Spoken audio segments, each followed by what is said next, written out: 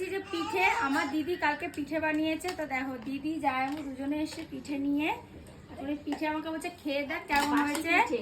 বাসি পিঠে রাতে সারা রাত বানিয়েছে। তাহলে কখন বানিয়েছিস? ওই 7-8টা এটা আমি নিয়ে খাই। দিদি বলছে রিভিউ দেখ কেমন হয়েছে, কারণ ও আমার জামাইবাবু আসলে এনার্জি পায় সব খাবার দাবার বানানোর সময়, মানে বানানো যায় ও জানো জামাইবাবু নিজে বাড়ি কিছু কিন্তু খাওয়াই না। ভালো হয়নি সেরকম। ঘন হচ্ছে কেন বলতো? আমুল দুধ দিয়েছি, খেয়ে দেখি। ফ্রিজে ঢুকেছি বলে শক্ত হয়ে গেছে।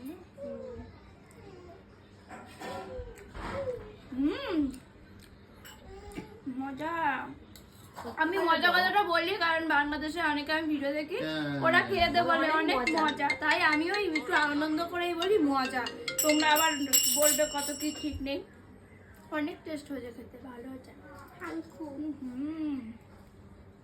তুই তো মার মতো বানিয়ে দিছিস দিদি। কিন্তু মা একটা ই কইছে, এটাই আমার